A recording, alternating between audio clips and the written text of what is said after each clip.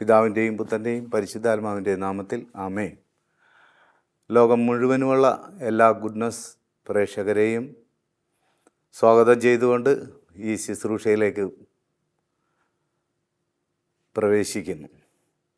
പിതാവായ ദൈവത്തിൻ്റെ സ്നേഹവും പുത്രനായ യേശുവിൻ്റെ കൃപയും സഹായകനായ പരിശുദ്ധാത്മാവിൻ്റെ സഹവാസവും നമ്മോട് എല്ലാവരോടും ഒപ്പം ഉണ്ടായിരിക്കട്ടെ എന്ന് പ്രാർത്ഥിക്കുന്നു. ഇന്ന് നമ്മൾ ധ്യാനിക്കുന്ന വിഷയം സഹനത്തെക്കുറിച്ചാണ്. സഹനം എങ്ങനെയാണ് നേരിടേണ്ടത്? എന്താണ് സഹനം നമ്മുടെ ജീവിതത്തിലേക്ക് കടന്നു വരുന്നത്? സഹനത്തെ ഏത് മനോഭാവത്തോടെ നമ്മൾ സ്വീകരിക്കണം? അതിനെക്കുറിച്ചാണ് നമ്മൾ ഇന്ന് ചിന്തിക്കാൻ പോകുന്നത്. യോഹന്നാൻ്റെ സുവിശേഷം 15-ാം അധ്യായം ധ്യാനിക്കുമ്പോൾ വളരെ മനോഹരമായിട്ട് അതിൽ കുറിച്ചു വച്ചിട്ടുണ്ട്. എൻ്റെ ശാഖകളിൽ ഫലം തരാത്തതിനെ ഞാൻ വെട്ടി തീയിലിടും, എന്നാൽ ഫലം തരുന്നതിനെ കൂടുതൽ കായ്ക്കുവാനായി വെട്ടിയൊരുക്കുകയും ചെയ്യും. വളരെ മനോഹരമായി വചനം നമ്മളെ പഠിപ്പിക്കുകയാണ്. നമ്മൾ തീരുമാനിക്കണം ഏത് മനോഭാവത്തിൽ നമ്മുടെ ഈ സഹനത്തെ ഏറ്റെടുക്കണം. ഫലം തരാത്തതിനെ വെട്ടി തീയിലെറിയുകയും ഫലം തരുന്നതിനെ കൂടുതൽ കായ്ക്കുവാനായി വെട്ടി ഒരുക്കുകയും ചെയ്യും. നമുക്കറിയാം, അടപ്പിൽ വയ്ക്കുവാനുള്ള വിറക് കഷ്ണത്തെ ഒരു മയവും കൂടാതെയാണ് അതിനെ കീറി അടപ്പിലേക്ക് വയ്ക്കുന്നത്. അത് എങ്ങനെ ആയിരിക്കണം, എങ്ങനെ രൂപപ്പെടണമെന്നൊന്നും ചിന്തിക്കാറില്ല. വളരെ ശക്തമായി അത് മുറിച്ച് അടപ്പിലേക്ക് വയ്ക്കുന്നത്. എന്നാൽ ഒരു ശില്പി, ഒരു തോട്ടക്കാരൻ തൻ്റെ തോട്ടത്തിലെ വൃക്ഷത്തെ അതെപ്രകാരം രൂപപ്പെടുത്തണമെന്ന് ഈ വൃക്ഷം വളരുമ്പോൾ തന്നെ വെട്ടി വെട്ടി വെട്ടി അതിനെ ഒരുക്കി പല രൂപത്തിലാക്കി അതിനെ മനോഹരമാക്കി നിർത്തുന്നത് നമുക്ക് കാണാം. പ്രിയ സഹോദരങ്ങളെ, ദൈവവും അപ്രകാരം തന്നെയാണ്. തൻ്റെ മകനെ ഈ ഭൂമിയിലേക്ക് അയച്ചുകൊണ്ട് മനുഷ്യകുലത്തിന് മുഴുവൻ രക്ഷയ്ക്ക് വേണ്ടി അവനെ നമുക്ക് നൽകിയപ്പോൾ അവൻ നമ്മളെ സഹനത്തിലൂടെ ഐശ്വര്യം പ്രാപിക്കുവാൻ എങ്ങനെയാണെന്ന് പഠിപ്പിച്ചു തന്നു. ഗാഗുൽത്തായിൽ കുരിശിൻ്റെ വിരിമാറിൽ അവൻ ദൈവം തമ്പുരാൻ എപ്രകാരം രൂപപ്പെടുത്തണമോ അപ്രകാരം രൂപപ്പെടുത്തുവാൻ ആ കുരിശിൻ്റെ വിരിമാറിൽ കിടന്നത് നമുക്കറിയാം. എന്തിനു വേണ്ടിയാണ്? നമ്മളെയും അപ്രകാരം രൂപപ്പെടുത്തുവാൻ വേണ്ടിയാണ്. സഹനത്തെ ഇഷ്ടപ്പെടാത്തതും പിറുപിറുക്കുന്നതും ഒരിക്കലും നന്മയിലേക്ക് കടന്നു വരുവാൻ സാധിക്കില്ല. സങ്കീർത്തനം 119:71 ഇപ്രകാരം പറയുന്നു: ദുരിതങ്ങൾ എനിക്ക് ഉപകാരമായി, തന്മൂലം ഞാൻ അങ്ങയുടെ ചട്ടങ്ങൾ അഭ്യസിച്ചു. വളരെ മനോഹരമായിട്ടാണ് അത് എഴുതി വച്ചിരിക്കുന്നത്. കഷ്ടങ്ങൾ എനിക്ക് ഉപകാരമായെന്ന്. പ്രിയ സഹോദരങ്ങളെ, കഷ്ടത വരുമ്പോൾ നമ്മൾ പലപ്പോഴും പറയുന്നത് എൻ്റെ ജീവിതം ഇങ്ങനെയായിപ്പോയി, ഇനി എനിക്ക് രക്ഷയില്ല. എന്നാൽ ഇവിടെ സങ്കീർത്തകൻ വളരെ മനോഹരമായി പറയുകയാണ്: ദുരിതങ്ങൾ എനിക്ക് ഉപകാരമായി, തന്മൂലം ഞാൻ അങ്ങയുടെ ചട്ടങ്ങൾ അഭ്യസിച്ചുവെന്ന്. ദുരിതമുണ്ടാകുമ്പോൾ അറിഞ്ഞുകൊള്ളണം, അതിനെ സ്വീകരിക്കണം, അതിനെ ഏറ്റുപിടിക്കണം, അതിനെ ചേർത്ത് പിടിക്കണം. ആ ദുരിതം നിനക്ക് ഉപകാരമായി മാറുമെന്ന് സങ്കീർത്തകൻ വളരെ മനോഹരമായിട്ട് പറയുന്നു. സങ്കീർത്തനം 119:67 ഇങ്ങനെ പറയുന്നു: കഷ്ടതയിൽ പെടുന്നതിന് മുമ്പ് ഞാൻ വഴിതെറ്റിപ്പോയി, കഷ്ടതയിൽ പെടുന്നതിന് മുമ്പ് ഞാൻ വഴിതെറ്റിപ്പോയി, എന്നാൽ ഇപ്പോൾ ഞാൻ അങ്ങയുടെ വചനം പാലിക്കുന്നു. അവിടുന്ന് നല്ലവനും നന്മ ചെയ്യുന്നവനുമാണ്. അങ്ങയുടെ ചട്ടങ്ങൾ എന്നെ അഭ്യസിപ്പിക്കണമേ, എന്നെ പഠിപ്പിക്കണമേ. അപ്പോൾ കഷ്ടതയിൽ പെടുന്നതിന് മുമ്പേ വഴിതെറ്റിപ്പോകും. നമുക്ക് ചിന്തിക്കാവുന്നതേ ഉള്ളൂ. നമ്മുടെ ജീവിതത്തിൽ കഷ്ടത വരുന്നതിന് മുമ്പ് നമ്മുടെ ജീവിതം എപ്രകാരമായിരുന്നു എന്ന് നമുക്കറിയാം. നമ്മൾ പലപ്പോഴും പ്രാർത്ഥനയില്ല, പലപ്പോഴും നമ്മൾ മറ്റു കാര്യങ്ങളിൽ ശ്രദ്ധിക്കാറുണ്ട്, ദൈവത്തോട് കൂടുതൽ ചേർന്ന് നിൽക്കാറില്ല. പക്ഷേ ദൈവം നമ്മളെ സ്നേഹിക്കുന്നതിനാൽ, ദൈവം നമ്മളെ കരുതുന്നതിനാൽ അവൻ നമുക്ക് ദുരിതം അയച്ചു തരും. എന്നാൽ ആ ദുരിതം നമ്മളെ തകർക്കുവാനായിട്ട് ഒരിക്കലും ദൈവം നമ്മൾക്ക് ദുരിതം നൽകുകയില്ല. ആ പാഠം ഉൾക്കൊണ്ടുകൊണ്ട് ആ ദുരിതത്തെ അതിജീവിക്കുവാനുള്ള കരുത്തുകൂടെ ദൈവം നമുക്ക് നൽകിക്കൊണ്ടാണ് ദുരിതം നൽകുന്നത്. കാരണം ദൈവം സ്നേഹസമ്പന്നനും പ്രത്യാശ നൽകുന്നവനുമാണ്, നമ്മുടെ ജീവിതത്തിലേക്ക് നന്മ തരുന്നവനാണ്. അതുകൊണ്ട് കഷ്ടതയിൽ നോക്കിയിരിക്കാതെ നമ്മുടെ ജീവിതത്തിൻ്റെ നന്മയിലേക്ക് നമുക്ക് നോക്കാം. പലപ്പോഴും നമ്മുടെ ജീവിതം പരാജയപ്പെടുന്നത് കഷ്ടതയിലേക്ക് നോക്കിയിരിക്കുന്നത് കൊണ്ടാണ്, പിന്നീടൊരു നന്മയും നമുക്ക് ചെയ്യുവാൻ സാധിക്കാതെ വരുന്നത്. ആയതിനാൽ ജോബ് വളരെ മനോഹരമായിട്ട് പറയുന്നുണ്ട്. 42-ാം അധ്യായം 5-ാം വാക്യം, അങ്ങയെക്കുറിച്ച് ഞാൻ കേട്ടിട്ടേ ഉണ്ടായിരുന്നുള്ളൂ. കഷ്ടത വരുന്നതിന് മുമ്പ് കേട്ടിട്ടേ ഉണ്ടായിരുന്നുള്ളൂ ദൈവത്തിൻ്റെ പദ്ധതിയെ. പക്ഷേ കഷ്ടത വന്നപ്പോഴാണ് ജോബിനെ മനസ്സിലായത് ദൈവം എന്നെ ശ്രദ്ധിക്കുന്നുണ്ടെന്ന്. പ്രിയ സഹോദരങ്ങളെ, നമ്മൾ സമൃദ്ധമായി ജീവിക്കുമ്പോഴും ദൈവം നമ്മളെ ഉറ്റുനോക്കുന്നുണ്ട്. കാരണം ദൈവത്തിൻ്റെ കണ്ണുകൾക്ക് 1000 സൂര്യൻ്റെ പവറുണ്ടെന്നാണ് പറയുന്നത്. അപ്പം നമ്മൾ നന്മയിലൂടെ കടന്നു പോകുമ്പോഴും നന്നായി ജീവിക്കുമ്പോഴും ദൈവം നമ്മളെ നോക്കുന്നുണ്ട്. നമ്മൾ വഴിതെറ്റി പോകുമ്പോൾ അവൻ നമ്മളെ ശ്രദ്ധിക്കുന്നുണ്ട്. കാരണം അവൻ നമ്മളെ സ്നേഹിക്കുകയും പരിപാലിക്കുകയും ശക്തിപ്പെടുത്തുകയും ജീവിക്കുവാനുള്ള കൃപ നൽകുകയും ചെയ്യുന്നവനാണ്. നമ്മളൊരിക്കലും തകർന്നു പോകുവാൻ ദൈവം ആഗ്രഹിക്കുന്നില്ല, എപ്പോഴും നന്മയിലേക്ക് വരണമെന്നാണ്. അതുകൊണ്ടാണ് ജോബ് പറയാണ്, അവൻ്റെ സമ്പത്ത് കാലത്ത് ദൈവത്തെക്കുറിച്ച് കേട്ടിട്ടേ ഉണ്ടായിരുന്നുള്ളൂ. പലരും ഇപ്പോൾ അങ്ങനെയല്ലേ? ദൈവം, എന്ത് ദൈവം? പക്ഷേ ദുരിതം വരുമ്പോഴാണ്, എവിടെ പോയാലാണ് നമുക്ക് നന്മ കിട്ടുന്നതെന്നറിയില്ല, പല സ്ഥലങ്ങളിലേക്ക് നമ്മൾ പോകാറുണ്ട്. അപ്പോൾ ആ ദൈവത്തെ നമ്മൾ ചേർത്ത് പിടിക്കണം. സഹന കാലഘട്ടങ്ങളിൽ ദൈവത്തോട് ചേർന്നിരിക്കണമെന്നാണ് പറയുന്നത്. കാരണം ദൈവമറിയാതെ ഒന്നും സംഭവിക്കുന്നില്ല. Hallelujah, hallelujah. ദൈവം അറിയാതെ ഒന്നും സംഭവിക്കുന്നില്ല. വചനം ഇപ്രകാരം പറയുന്നു, നിന്റെ ശിരസിലെ ഒരു മുടി പൊഴിഞ്ഞാൽ അത് ഞാൻ അറിയുമെന്ന്. അത്രയും കരുതലുള്ള ഒരു ദൈവം നമുക്കുള്ളപ്പോൾ നമ്മുടെ കഷ്ടതയിലേക്ക് നോക്കി നമ്മൾ എന്തിന് പരിഭവം? ദൈവത്തോട് ചേർന്ന് നിൽക്കുക. യെശയ്യാപ്രവചനം 30:20, കർത്താവ് എനിക്ക് കഷ്ടതയുടെ അപ്പവും ക്ലേശത്തിൻ്റെ ജലവും തന്നാലും നിന്റെ ഗുരു നിന്നിൽ നിന്നും മറഞ്ഞിരിക്കുകയില്ല. നിനക്ക് ക്ലേശമുണ്ടായാലും കഷ്ടതയുണ്ടായാലും നിന്നെ കാണുന്ന ഒരുവനുണ്ടെന്ന് വചനം നമ്മളെ വ്യക്തമായും പഠിപ്പിക്കുന്നു. ഇതെല്ലാം ദൈവം അറിഞ്ഞിട്ട് തന്നെയാണെന്നാണ് പറയുന്നത്. ഭൂമിയിൽ നിന്ന് സാത്താൻ സ്വർഗത്തിലേക്ക് ചെന്നപ്പോൾ ദൈവം പറഞ്ഞൊരു കാര്യമുണ്ട്, ഭൂമിയിൽ എൻ്റെ മകനെ നീ കണ്ടില്ലേ? ഭൂമിയിൽ എൻ്റെ മകനെ കണ്ടില്ലേ? അങ്ങനെയാണ് ജോബിനെ പരീക്ഷിക്കുവാനായിട്ട് സാത്താൻ വരുന്നത്.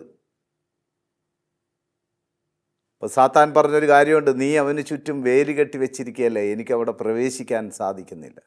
അപ്പോൾ ദൈവം നമ്മളെ നമ്മുടെ നന്മയുടെ കാലഘട്ടത്തിലും ദുരിതത്തിൻ്റെ കാലഘട്ടത്തിലും ദൈവം നമ്മളെ സംരക്ഷിക്കുന്നുണ്ട്, കോട്ട കെട്ടി സംരക്ഷിക്കുന്നുണ്ട്.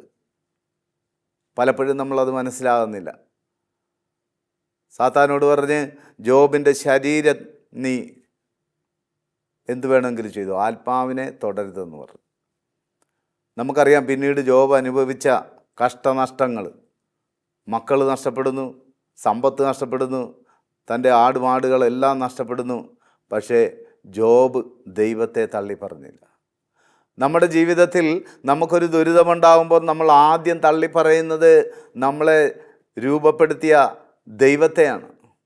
ഇനി ഞാൻ പ്രാർത്ഥിക്കാൻ പോകുന്നില്ല, ഇനി ഞാൻ ധ്യാനത്തിന് പോകുന്നില്ല, എന്തിനാണ് പ്രാർത്ഥിച്ചിട്ട്, ഇത്രയും കാലം പ്രാർത്ഥിച്ചിട്ടും എൻ്റെ ജീവിതത്തിൽ ഒരു നന്മയും ഉണ്ടായിട്ടില്ല? പ്രിയ സഹോദരങ്ങളെ, ദൈവം നിൻ്റെ തൊട്ടരികിലുണ്ട്. ദൈവം നിന്നെ അറിയുന്നുണ്ട്.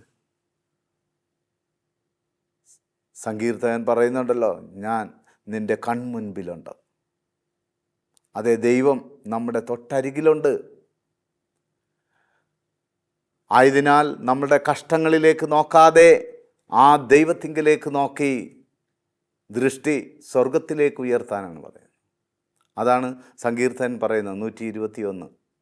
പർവ്വതങ്ങളിലേക്ക് ഞാൻ കണ്ണുകൾ ഉയർത്തി, എനിക്ക് സഹായം എവിടെ നിന്ന് വരും? എനിക്ക് സഹായം ആകാശവും ഭൂമിയും സൃഷ്ടിച്ച കർത്താവിൽ നിന്നത്രേ. നമ്മളെ സൃഷ്ടിച്ചവന് നമ്മളെ രക്ഷിക്കാൻ കഴിവുണ്ട്. അതുകൊണ്ടാണ് ദൈവം ഭൂമിയിലുള്ള സകലതിനെ സൃഷ്ടിച്ചതിന് ശേഷം നമ്മളെ സൃഷ്ടിച്ചത്. നമുക്ക് ആവശ്യമായിരിക്കുന്നത് എല്ലാം സൃഷ്ടിച്ചതിന് ശേഷമാണ് നമ്മളെ രൂപപ്പെടുത്തിയത്. പ്രിയ സഹോദരങ്ങളെ, ആയതിനാൽ നിൻ്റെ ദുരിതത്തിലേക്ക് നോക്കി ആത്മാവിനെ നഷ്ടപ്പെടുത്താമെന്ന് വിചാരിക്കരുത്. നീ ചിന്തിക്കുമ്പോൾ തന്നെ അത് സംഭവിച്ചു കഴിഞ്ഞുവെന്നാണ്. ആയതിനാൽ ജോബ് പറഞ്ഞതുപോലെ, ദൈവം തന്നു, ദൈവം എടുത്തു, ദൈവത്തിൻ്റെ നാമം മഹത്വപ്പെടട്ടെ. നമുക്കൊന്ന് ചേർന്ന് പറയാം, ദൈവം തന്നു, ദൈവം എടുത്തു, ദൈവത്തിൻ്റെ നാമം മഹത്വപ്പെടട്ടെ. എപ്പോഴും നമ്മൾ ഏത് ജീവിത സാഹചര്യത്തിലും ദൈവത്തിന് മഹത്വപ്പെടുത്തിയാൽ നമ്മുടെ ദുരിതം നമ്മൾ പോലും അറിയാതെ മാറിപ്പോകുന്നത് നമുക്ക് മനസ്സിലാക്കുവാനായിട്ട് സാധിക്കും. ആയതിനാൽ കൂടുതൽ തീക്ഷ്ണതയോടെ നമുക്ക് കർത്താവിങ്കിലേക്ക് തിരികെ വരാം. അപ്പോസ്തലപ്രവർത്തനം 17:2. ഇതവർ ദൈവത്തെ അന്വേഷിക്കുന്നതിനും ഒരുപക്ഷെ അനുഭവത്തിലൂടെ അവിടുത്തെ കണ്ടെത്തുന്നതിനും വേണ്ടിയാണ്. നമുക്ക് കഷ്ടത വരുന്നത് ദൈവത്തെ അറിയുവാനും അവിടുത്തെ കണ്ടെത്തുന്നതിനും വേണ്ടിയാണെന്ന് വചനം വളരെ സ്പഷ്ടമായി നമ്മളെ പഠിപ്പിക്കുകയാണ്. അതുകൊണ്ട് കഷ്ടതയുണ്ടാകുമ്പോൾ ദൈവത്തിങ്കിലേക്ക് തിരികെ വരിക. ഞാനാണ് ദൈവം, നിന്നെ സൃഷ്ടിച്ചത്. പലയിടങ്ങളിലേക്കും ഓടിപ്പോകരുത്. ദൈവത്തിങ്കിലേക്ക് ദൃഷ്ടി ഉറപ്പിക്കുക. എബ്രായർ 12:6. താൻ സ്നേഹിക്കുന്നവനെ കർത്താവ് ശിക്ഷണം നൽകി മക്കളായി സ്വീകരിച്ചവരെ പ്രകരിക്കുകയും ചെയ്യുന്നു. അപ്പം നമ്മളെ ദൈവം സ്നേഹിക്കാൻ തുടങ്ങിയതിൻ്റെ അടയാളമാണ് എന്ത്? ദുരിതം. നമ്മുടെ സഹനം ദൈവം നമ്മെ സ്നേഹിക്കുന്നതിൻ്റെ അടയാളമാണെന്ന്, മക്കളായി കരുതുന്നത് കൊണ്ടാണ് നമ്മളെ പ്രകരിക്കുന്നതെന്ന്. അപ്പോൾ അറിഞ്ഞിരിക്കണം, ഇപ്പോൾ ദുഃഖ ദുരിതങ്ങളിൽ, രോഗപീഠകളിൽ, പാരമ്പര്യമായി കടന്നു വരുന്ന കഷ്ടനഷ്ടങ്ങളിൽ അറിഞ്ഞുകൊള്ളണം, ദൈവം നിന്നെ സ്നേഹിക്കാൻ തുടങ്ങിയിരിക്കുന്നു. അതുകൊണ്ട് കൂടുതൽ കൂടുതൽ ജീവിക്കുവാനുള്ള ഒരു മോഹം, പ്രത്യാശ, അതിലേക്ക് നമുക്ക് കടന്നു വരാം. ആ സ്നേഹത്തിലേക്ക് നമുക്ക് കടന്നു വരാം. വെളിപാടിൻ്റെ പുസ്തകം 3:19. താൻ സ്നേഹിക്കുന്നവരെ ശകാരിക്കുകയും ശിക്ഷിക്കുകയും ചെയ്യുന്നു. 2 തിമോത്തി 2:3 യേശു ക്രിസ്തുവിൻ്റെ നല്ല പടയാളികളെ പോലെ കഷ്ടപ്പാടുകൾ സഹിക്കുവിൻ. യേശു ക്രിസ്തുവിൻ്റെ നല്ല പടയാളികളെ പോലെ കഷ്ടപ്പാട് സഹിക്കുവിൻ. അപ്പോൾ കഷ്ടപ്പാട് സഹിക്കണമെങ്കിൽ നല്ല പടയാളിയായി മാറണം. പടയാളി എങ്ങനെയാണ്? തൻ്റെ സൈന്യത്തിൽ ചേർത്തിരിക്കുന്ന ഉടമസ്ഥന് വേണ്ടിയാണ് പ്രവർത്തിക്കുന്നത്. നിൻ്റെ മേലധികാരികൾക്ക് വേണ്ടിയാണ് നീ സഹിക്കുന്നത്. മറ്റു കാര്യങ്ങളിൽ തലയിടാറില്ല.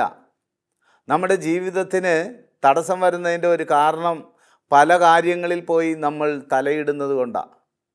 നമ്മൾക്ക് മുന്നിലേക്ക് പോകാൻ പറ്റില്ല, മൊത്തം തടസ്സമായി വരും. ഒരു കഥയോർക്കുകയാണ്. ഫുട്പാത്ത് കച്ചവടം ചെയ്യുന്ന ഒരു മനുഷ്യൻ നമ്മുടെ ചവിട്ടി വിൽക്കുന്ന ആളാണ്. കൊണ്ടുവന്ന് ഫുട്പാത്തിൽ എല്ലാം നിരത്തി വെച്ച് 2-3 ദിവസം അടുപ്പിച്ച് വെച്ചു. കച്ചവടമൊന്നും നടന്നില്ല. അവനൊത്തിരി വിഷമമായി. എന്നാലും കുറച്ചുകൂടെ നോക്കാമെന്ന് വിചാരിച്ച് 2 ആഴ്ച കൂടെ ആ ഫുട്പാത്തിൽ ചവിട്ടി നിരത്തി വിട്ടു. കുറച്ച് പേര് വന്ന് 2-3 പീസ് വാങ്ങിച്ചിട്ട് പോയി. അപ്പോൾ ഈ മനുഷ്യൻ്റെ ഉള്ളിൽ തോന്നി, ഇവിടെ ഇട്ടിരിക്കുന്നത് കൊണ്ടാണ് ഇത് കച്ചവടം നടക്കാത്തത്. അതുകൊണ്ട് എന്ത് ചെയ്തെന്നറിയാവോ? ഇതെല്ലാം എടുത്ത് കെട്ടിപ്പൊതിഞ്ഞ് വേറെ സ്ഥലത്ത് കൊണ്ടുപോയി 2 ആഴ്ച കഴിഞ്ഞപ്പോഴത്തേക്ക് നിരത്തിയിട്ടു. അവിടെ ചെന്നിട്ടും കച്ചവടം നടന്നില്ല. അപ്പോഴത്തേക്ക് ശമ്പളമൊക്കെ കിട്ടി. ഇത് വാങ്ങിക്കുവാനായിട്ട് കുറച്ച് പേര് സമ്പത്തുമായിട്ട് തൻ്റെ അധ്വാനത്തിൻ്റെ പ്രയത്നം ഈ മനുഷ്യനൂടെ പങ്കുവെക്കാമെന്ന് വിചാരിച്ച് കുറച്ച് നല്ല ആൾക്കാർ ഈ ചവിട്ടി വാങ്ങിക്കാനായിട്ട് നോക്കി വന്നപ്പോഴത്തേക്ക് ഇവിടെ ചവിട്ടിയില്ല. ഈ ചവിട്ടിക്കാരനെയും കണ്ടില്ല, ചവിട്ടിയില്ല. പ്രിയ സഹോദരങ്ങളെ, നമ്മൾ പലപ്പോഴും ഇതേപോലെയാണ്. ദൈവം നമുക്ക് നന്മ വെച്ചിട്ടുണ്ട്. പക്ഷേ നന്മ വരുന്നതിന് മുമ്പേ നമ്മൾ നമ്മുടെ അടുത്ത വഴി നോക്കും. അവിടെ പോയാൽ രക്ഷപ്പെടും. എന്നിട്ട് ദുരിതത്തിൽ ഇങ്ങനെ നീങ്ങിക്കൊണ്ടേയിരിക്കും. ചില ദുരിതങ്ങൾ വരുന്നത് നമ്മളുടെ പ്രവൃത്തി കൊണ്ടാണ്. ഇതാരും മനസ്സിലാക്കുന്നില്ല. ചില കഷ്ടങ്ങൾ വരുന്നത് നമ്മളുടെ പ്രവൃത്തികൾ കൊണ്ടാണ്. അപ്പോൾ നമ്മൾ തീരുമാനിക്കണം, യേശുവിൻ്റെ നല്ല പടയാളികളെ പോലെ ഈ കഷ്ടത സഹിക്കുമ്പോൾ ആ നന്മയിലേക്ക് നമുക്ക് കടന്നു വരുവാൻ സാധിക്കും. കാരണം ദൈവം ആരെയും ഒരിക്കലും ദുഃഖത്തിന് അടിമയാക്കി മാറ്റുകയില്ല. സഭാപ്രസംഗൻ്റെ പുസ്തകത്തിൽ പറയുന്നത് പോലെ എല്ലാത്തിനും ഒരു കാലമുണ്ട്. ചിരിക്കാനൊരു കാലം, കരയാനൊരു കാലം. ഒരു കുന്നുണ്ടെങ്കിൽ ഒരു ഇറക്കമുണ്ട്, ഒരു കൂനയുണ്ടെങ്കിൽ ഒരു ഇറക്കമുണ്ട്. അപ്പം ജീവിതത്തിൽ എപ്പോഴും നമ്മൾ കഷ്ടത്തിൽ തന്നെ ആയിരിക്കുമെന്ന് വിചാരിക്കേണ്ട. അങ്ങനെ വിചാരിക്കുമ്പോഴാണ് നമ്മുടെ ജീവിതത്തെ നമ്മൾ തന്നെ കഷ്ടത്തിലാക്കുന്നത്. ദൈവം നമ്മളെ രക്ഷിക്കുവാനായിട്ട് തൊട്ട് പുറകെയുണ്ട്. പക്ഷേ നമ്മൾ നമ്മുടെ പുറകിലുള്ള നമ്മളെ തിരക്കി വരുന്ന ഒരു ദൈവത്തെ നമ്മൾ കാണാറില്ല. പലപ്പോഴും മനുഷ്യൻ ദൈവത്തിൽ നിന്ന് ഓടി അകലുകയാണ് ചെയ്യുന്നത്. ഒരു കവി ഇങ്ങനെ എഴുതി വച്ചിട്ടുണ്ട്, ഓടി അകലുന്ന ജനവും തേടി വരുന്ന ദൈവവും.